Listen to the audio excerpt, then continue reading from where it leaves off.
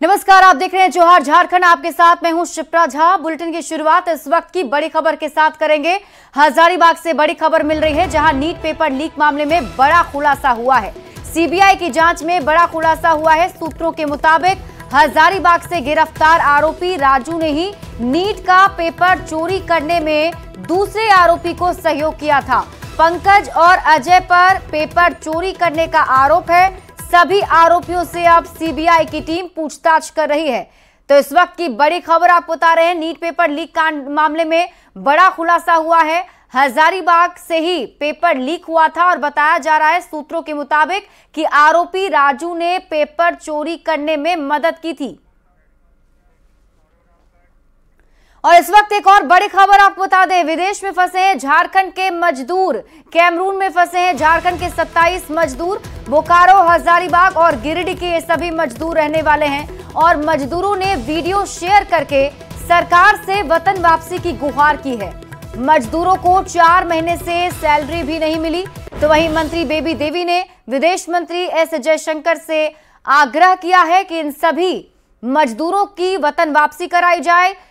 तस्वीर हम आपको दिखा रहे हैं और देखिए, मंत्री बेबी देवी ने सोशल मीडिया साइट एक्स पर पोस्ट करके लिखा है, एस जयशंकर महोदय, सूचना है कि हमारे झारखंड राज्य के बोकारो, हजारीबाग और गिरिडीह जिले के 27 युवक अफ्रीकी देश कैमरून में फंसे हैं। वे सभी वहां के एक निजी कंपनी में काम करते थे। 4 महीने से उन्हें वेतन भी नहीं दिया गया। उनके सकुशल स्वदेश वापसी में आपकी सहभागिता और सहयोग अत्यंत आवश्यक है। कृपया हमारे बच्चों की मदद करें। बढ़ते हैं आगे और बात अगली खबर की। गढ़वा के NH 75 पर पिकअप और स्कूली बच्चों को ले जा रही ऑटो की जोरदार टक्कर हो गई। इस हादसे में 2 बच्चे की मौत हो गई है। 10 से 15 बच्चे गंभीर रूप से घायल हो गए हैं। हादसे से गुस्साए लोगों ने पिकअप वैन में आग लगाकर जमकर हंगामा काटा। सूचना मिलते ही पुलिस की टीम मौके पर पहुंची और तभी भीड़ बेकाबू हो गई। चारों ओर से पथराव होने लगा। उग्र भीड़ ने जवानों से हाथापाई भी की। हालात को काबू में करने के लिए पुलिस एक्शन में आ गई और कार्रवाई करते हुए 7 आरोपियों को हिरासत में ले लिया है। और ये तस्वीर हम आपको दिखा रहे हैं उस वक्त की, जब घटनास्थल पर पुलिस की टीम पहुंची थी मामले को सुलझाने के लिए, लेकिन भीड़ की तरफ से पुलिस पर ही हमला कर दिया गया। और देखिए किस तरीके से पुलिस के जवान जो हैं हाथ में पिस्टल जरूर लिए हुए हैं, लेकिन वो बचते हुए नजर आ रहे हैं, क्योंकि जो उग्र भीड़ है वो पत्थरबाजी कर रही थी। पत्थरों से हमला किया जा रहा था पुलिस की टीम पर। तो फिलहाल गढ़वा पुलिस की टीम ने इस पूरे मामले में कार्रवाई करते हुए 7 लोगों को हिरासत में लिया है। 2 तस्वीरें आपके टीवी स्क्रीन पर आपको दिखा रहे हैं। पहली तस्वीर में आप देखिए, जो टीम वहां पर मौजूद है वो भीड़ को खदेड़ने जाती है, लेकिन भीड़ की तरफ से पथराव कर दिया जाता है। वहीं मंत्री मिथिलेश ठाकुर ने गढ़वा में हुए भीषण हादसे पर दुख जताया है और मृतक बच्चों के परिजनों से मुलाकात करने के लिए पहुंचे थे और हर संभव मदद का आश्वासन भी दिया और कहा कि पुलिस पर हमला करना गलत है। पुलिस को निर्देश दिया गया है कि बेगुनाह कोई फंसे नहीं।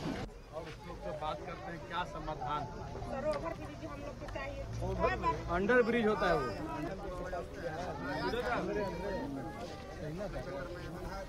लोग ऐसे मौकों का फायदा उठाते हैं और इस तरह का उपद्रवी काम करते हैं। पुलिस की गाड़ियां तोड़ फोड़ दी गई, गाड़ियां जला दी गई। और दिल्ली से आपको इस वक्त की बड़ी खबर बता दें, सरकार ने नीति आयोग का पुनर्गठन किया है। नीति आयोग में अब एनडीए के सहयोगी भी चिराग पासवान, ललन सिंह नए मेंबर बनाए गए हैं। जितन राम मांझी भी इसके सदस्य बनाए गए। राम मोहन नायडू नीति आयोग में नए मेंबर जोड़े गए हैं। तो शिवराज सिंह चौहान, जेपी नड्डा को भी इसमें जगह दी गई है। अन्नपूर्णा देवी और जुएल ओराम भी नई टीम में शामिल हैं। तो बड़ी खबर आपको इस वक्त की दिल्ली से बता रहे हैं। बताया जा रहा है कि सरकार ने नीति आयोग का पुनर्गठन किया है और नीति आयोग में अब एनडीए के सहयोगियों को भी भागीदार बनाया गया है। अगर हम बात करें तो चिराग पासवान, ललन सिंह इसके नए मेंबर बनाए गए हैं। जितन राम मांझी को भी इसका सदस्य बनाया गया है। राम मोहन नायडू नीति आयोग में नए मेंबर जोड़े गए। तो शिवराज सिंह चौहान, जेपी नड्डा को भी जगह दी गई। अन्नपूर्णा देवी और जुएल ओराम भी नई टीम में शामिल।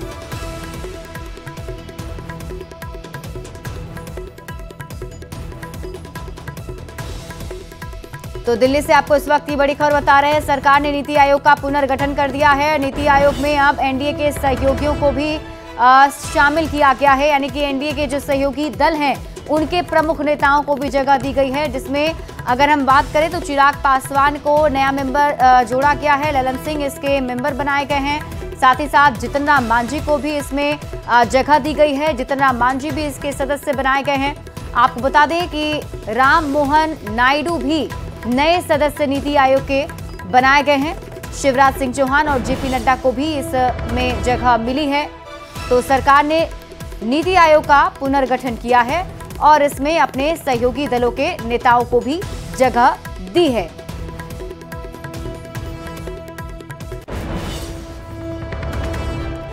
तो दिल्ली से इस वक्त की बड़ी खबर सामने आ रही है। आपको बता दें कि नीति आयोग का पुनर्गठन सरकार की तरफ से किया गया है और इस नीति आयोग में अब एनडीए के जो सहयोगी दल हैं उनके भी नेताओं को जोड़ा गया है। चिराग पासवान, ललन सिंह नए मेंबर बनाए गए हैं, तो जितन राम मांझी भी इनके सदस्य बनाए गए हैं।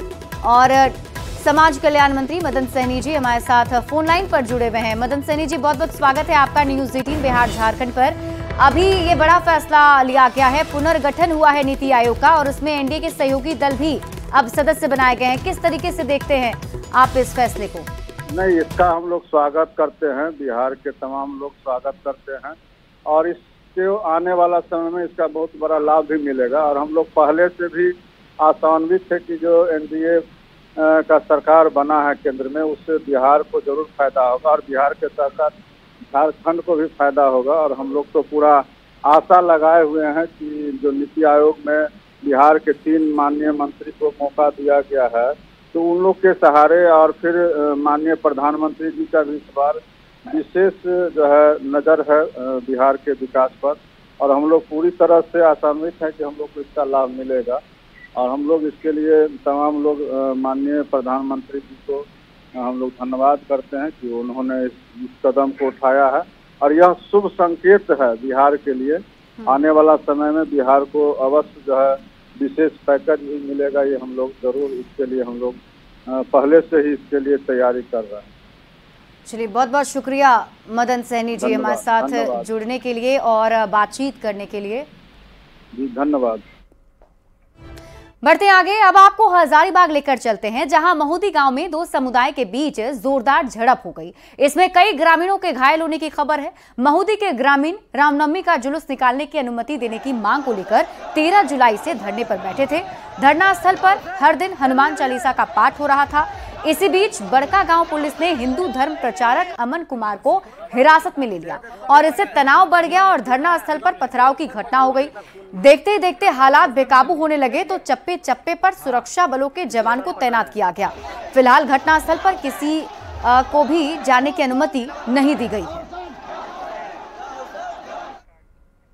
झारखंड में लगातार हो रही हिंसक झड़प को लेकर अब देखिए सियासत तेज हो गई है। जेएमएम का कहना है कि बीजेपी के हिंसक बयानबाजी की वजह से ऐसी घटनाएं होती हैं, तो वहीं बीजेपी ने भी जेएमएम के आरोपों पर पलटवार किया है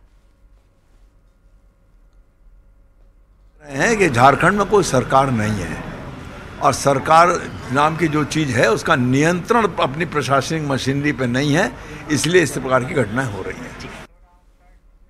और बात झारखंड विधानसभा चुनाव की करते हैं, जिसकी तैयारी में राजनीतिक दल से लेकर निर्वाचन आयोग तक जुट गया है। संभावना जताई जा रही है कि इस बार चुनाव समय से पहले हो जाएगा, जिस पर सियासत भी जोरदार हो रही है। आप ये रिपोर्ट देखिए। समय से पहले होगा चुनाव। चुनाव को लेकर क्यों बढ़ी सियासी तपिश? पहले चुनाव से किसे फायदा, किसे नुकसान?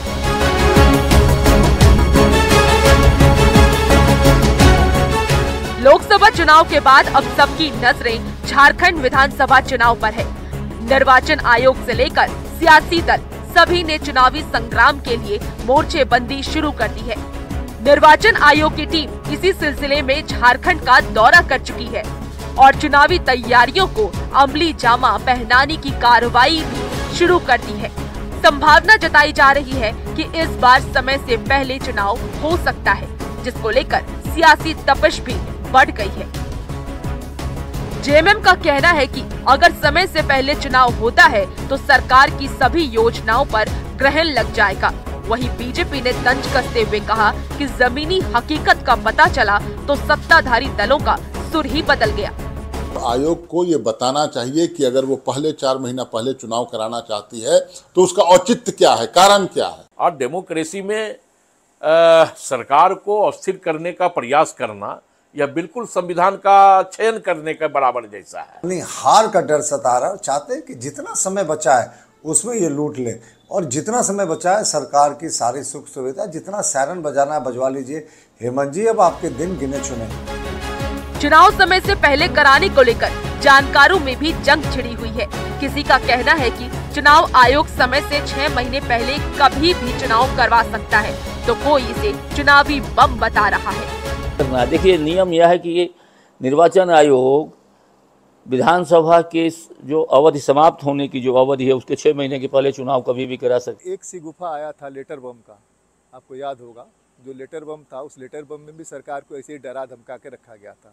उसी ढंग से चुनाव समय से पहले करने का वो एक क्या कहिएगा, चुनाव बम कह सकते हैं। वैसे चुनाव कब होना है यह तो तय करना निर्वाचन आयोग का ही काम है, लेकिन हरियाणा, महाराष्ट्र और जम्मू कश्मीर के साथ झारखंड में विधानसभा चुनाव कराने से समय और संसाधन की बचत होगी। राज्य से न्यूज़ 18 संवाददाता राहुल देव की रिपोर्ट। और झारखंड में चुनाव की डुगडुगी भले ही ना बजी हो, लेकिन नेताओं की चहलकदमी जोरों पर है। 81 विधानसभा सीट वाले झारखंड में लड़ाई मुख्य रूप से 28 एसटी सीटों को लेकर है। 2019 में चूक गई बीजेपी इस बार चूकने को तैयार नहीं दिख रही, तो वहीं इंडिया गठबंधन सत्ता वापसी को लेकर कोई रिस्क लेने के मूड में नजर नहीं आ रहा। आप ये रिपोर्ट देखिए। झारखंड विधानसभा में किसकी नैया होगी पार? एसटी वोट बैंक पर सबकी नजर। बीजेपी को मिलेगा एसटी का साथ।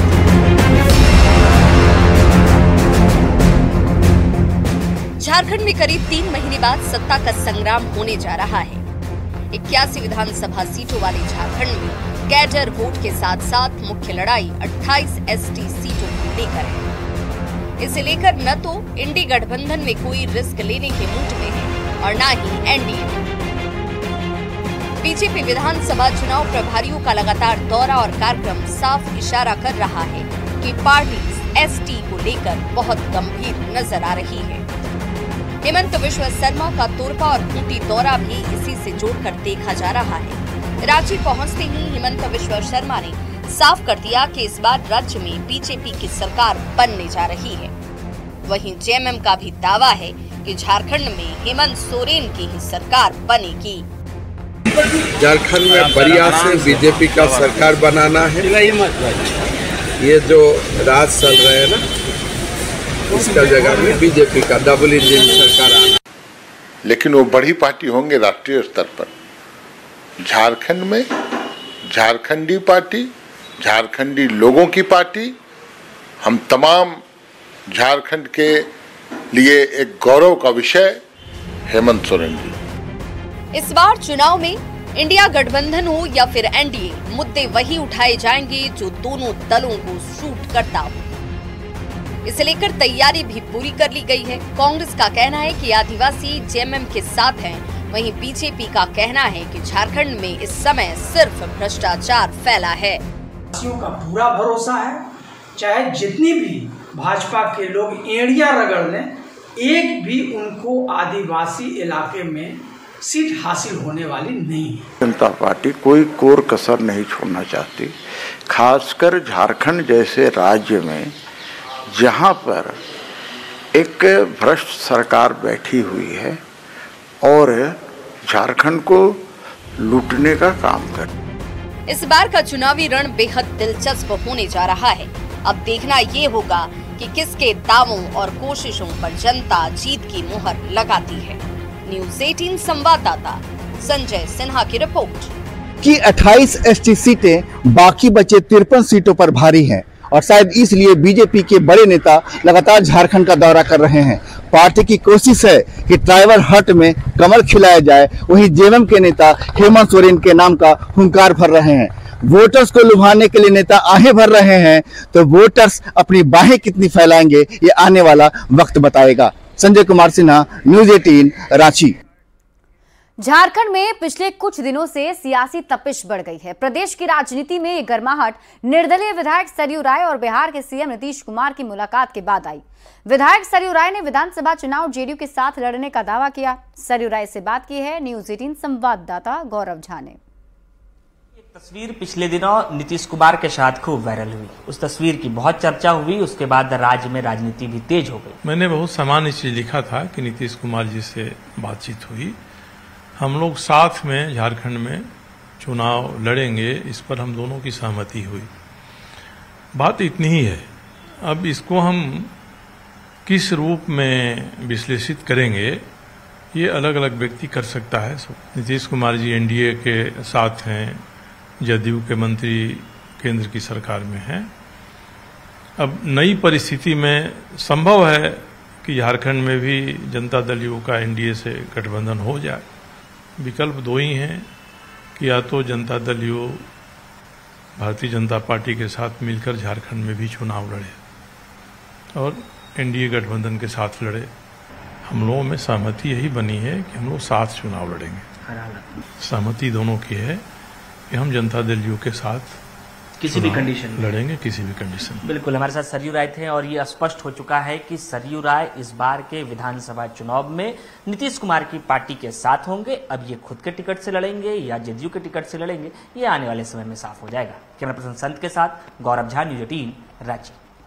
और दुमका से आपको इस वक्त की बड़ी खबर बता दें, बाबा राइस मिल में जिला प्रशासन ने छापेमारी की है। बाबूपुर के इंडस्ट्रियल एरिया में छापेमारी, एसडीओ के नेतृत्व में ये छापेमारी हुई। कई विभाग के अधिकारी ने जांच की है और छापेमारी के दौरान कई सारी गड़बड़ी भी पाई गई है। आपको बता दें कि लंबे समय से शिकायत मिल रही थी, जिसके बाद बाबा राइस मिल में प्रशासन ने छापेमारी की है। बाबूपुर के इंडस्ट्रियल एरिया में ये छापेमारी हुई है। और जामताड़ा से आपको अगली बड़ी खबर बता दें, शकलपुर मोड़ के पास फायरिंग हुई है। बाइक सवार अपराधियों ने फायरिंग की वारदात को अंजाम दिया, जिसमें पूर्व मुखिया समेत 2 लोगों को गोली लगी है। घायलों को अस्पताल में भर्ती कराया गया है और घटनास्थल से एक जिंदा कारतूस भी बरामद किया गया। मामले की जांच में पुलिस की टीम जुटी हुई है। करमाटांड थाना क्षेत्र की घटना बताई जा रही है। खबर गढ़वा से आपको बता दें, जहां छतरपुर गांव में सड़क निर्माण करा रही कंपनी के बेस कैंप पर ग्रामीणों ने हमला कर दिया और घटना की जानकारी मिलते ही पुलिस मौके पर पहुंच गई। लोगों को समझा बुझाकर शांत करवाया गया। जानकारी के मुताबिक बीते दिनों कोरवाडी गांव से एक लड़का गायब हो गया था। ग्रामीणों ने आरोप लगाया कि लड़का कैंप से गुम हुआ है और इसीलिए ग्रामीणों ने बेस कैंप पर हमला कर दिया। घटना को लेकर कैंप के मैनेजर ने जांच की बात कही। पूरे मामले पर पुलिस का कहना है कि एफआईआर दर्ज कर ली गई है, जांच की जा रही है। भाई हम लोग छानबीन कर रहे हैं। रात में एक्चुअल में 2 बाइक वाले पकड़ाए डीजल चोरी में, उसको पकड़ के उन्होंने बंद भी किया, बाइक भी जब्त है जो कोरवाडी का है और उसे छानबीन कर रहे हैं। अब ये कह रहे हैं कि जब भाई आप आइए, हम एनी टाइम तो यहाँ रहते नहीं हैं, हम चले गए डालते हैं, वहाँ से आने में टाइम लगा, तब तक यहाँ तोड़फोड़ चालू कर दिए। तो एक अलग इशू है, बच्चा गुम हुआ है। गुम होने में हम लोग अपना कार्रवाई कर रहे हैं, उसको ढूंढने का पूरा प्रयास कर रहे हैं। अभी ट्रैकर डॉग वहाँ से आ रहा है पलामू से। खबर चाईबासा से है, जहां 9 दिनों तक मौसीबाड़ी में रहने के बाद भगवान जगन्नाथ अपने बड़े भाई बलभद्र और बहन सुभद्रा के साथ अपने घर लौट आए हैं। भगवान जगन्नाथ के रथ की वापसी के मौके पर दर्शन के लिए चाईबासा और चक्रधरपुर की सड़कों पर भक्तों की कतार लगी रही। लोगों ने रथ को छूकर प्रणाम किया और भगवान जगन्नाथ को प्रसाद भी चढ़ाया।